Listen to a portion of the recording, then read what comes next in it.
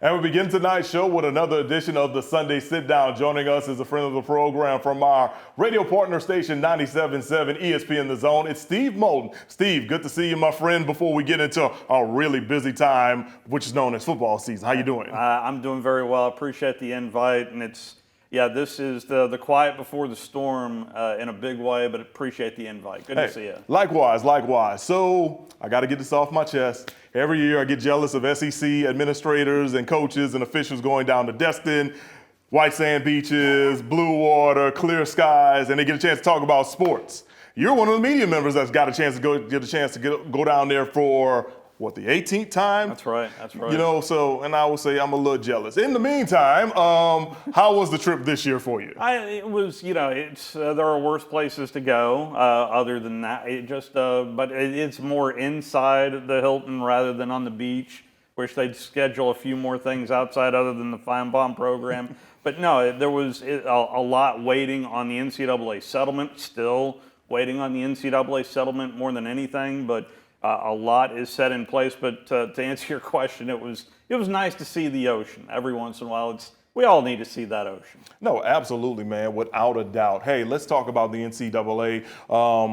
Greg Sankey, the commissioner of the SEC, talked a lot about the autonomy, and it almost becomes not so much of the colleges against the NCAA, but it almost sounds like the SEC against the NCAA. Kind of give me what did you gauge from all of his conversations this past week? Maybe I'm wrong about this, but with how the college football playoff turned out last year, maybe I'm wrong about this. Won't be the first time or the last time I'm wrong, but it really felt to me like he was playing a game of poker last year and got burned. In terms of the seedings, of the good of the game, I keep hearing that from Commissioner Sankey more and more.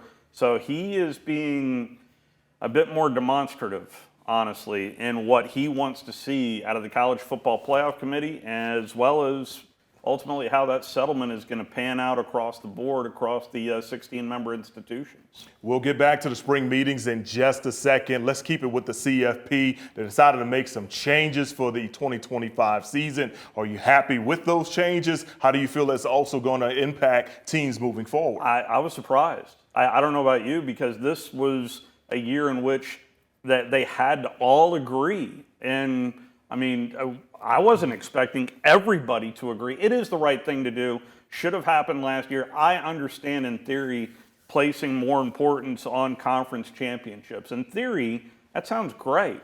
But just because you win the ACC doesn't mean necessarily that Clemson is better than Georgia or whatever the case may be in that regard. Let's just seed it properly. At least this year, for 1 year, we're going to get straight seeding of the top 12, and I'm, as a college football fan, I'm excited to see it. Let's stay with strength of schedule. Kalen DeBoer, very, very adamant on strength of schedule needs to be so important when it comes to the decisions being made by the committee.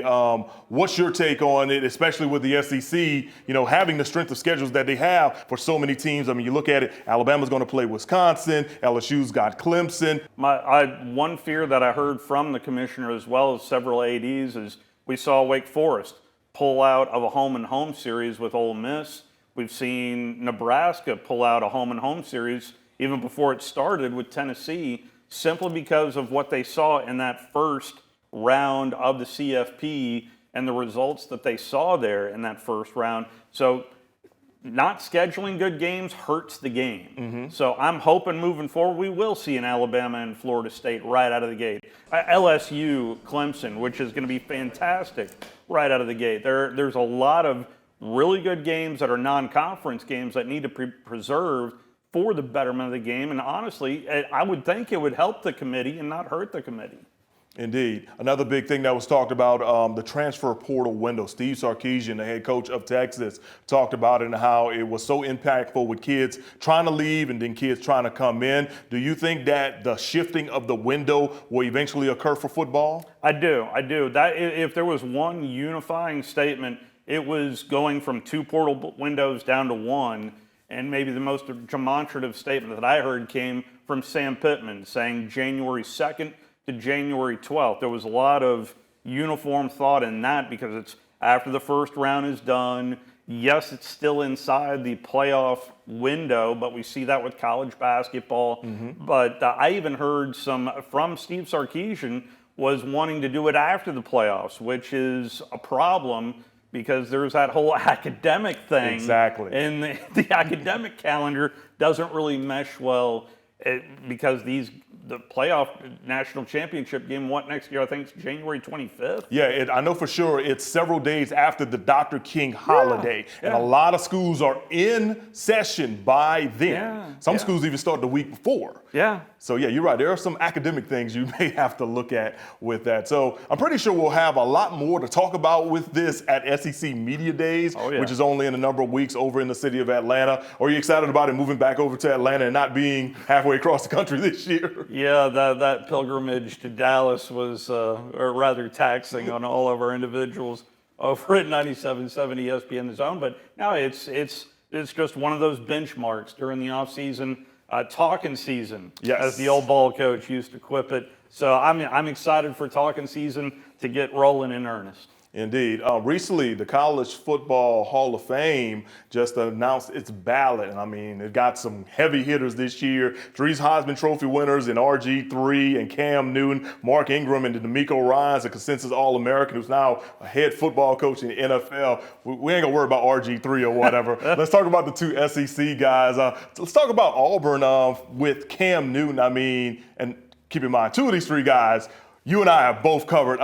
Going back to thinking about the impact that Cam Newton had coming on and doing what he did on the Plains, I still think, in my opinion, it's probably one of the best individual seasons ever in the history of college football. And how he got better that season.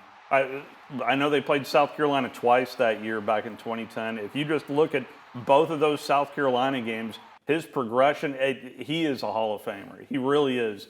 Now, some of the off-the-field stuff, on the field, he is just dynamic, electric, and that season in particular is one I will never forget just because he could seemingly throw a Roy Hobbs, meaning he could do anything he wanted at any time. It felt that way. Ultimately, they're beating Oregon out in the desert for a national championship. Indeed. Now, the year before his national championship, Mark Ingram leading Alabama to their first national championship, the first national title for one Nick Saban, and of course the first Heisman Trophy winner for the University of Alabama, which still to this day just makes me think like all the great kids that have come out of Alabama, and Mark Ingram was the guy. Not taking anything away from Mark Ingram, but the season that he had, especially later on in 2009, to really kind of to keep Alabama rolling, to get not only past Auburn, then get past Tim Tebow in Florida, and then eventually get past University of Texas. What do you remember about Mark's year in which he won the Heisman Trophy? Boy, there was a lot of really standout moments for Mark.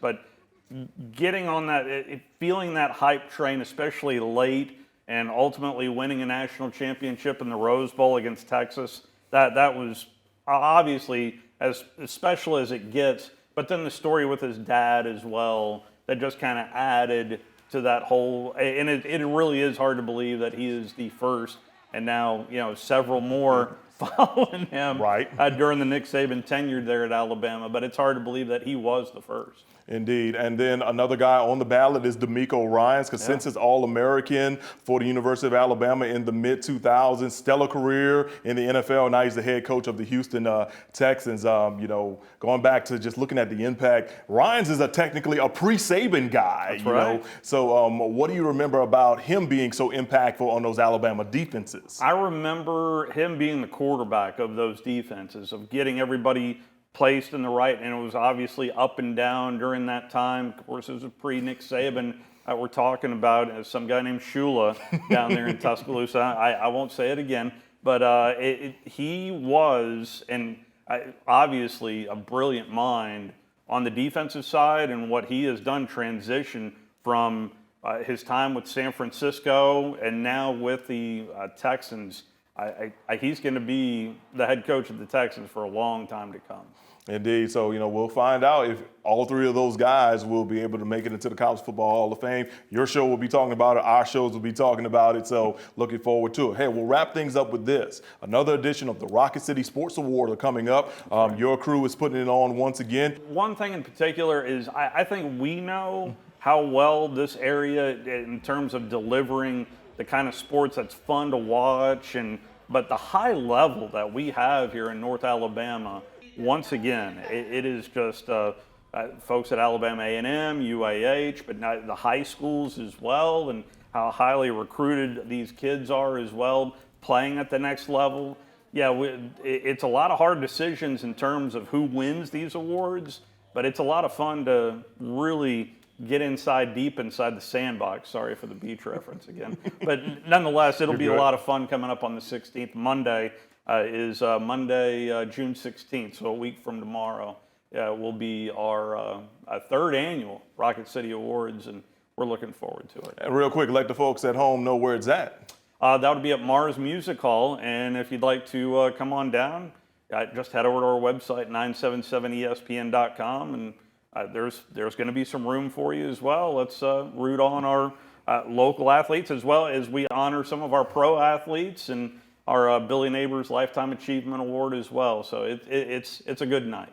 All right, everyone, we want to thank Steve Moulton from ESPN 97.7 The Zone for joining us here on another edition of the Sunday Sit Down. We'll be right back with more here on Fox 54's Sports Extra.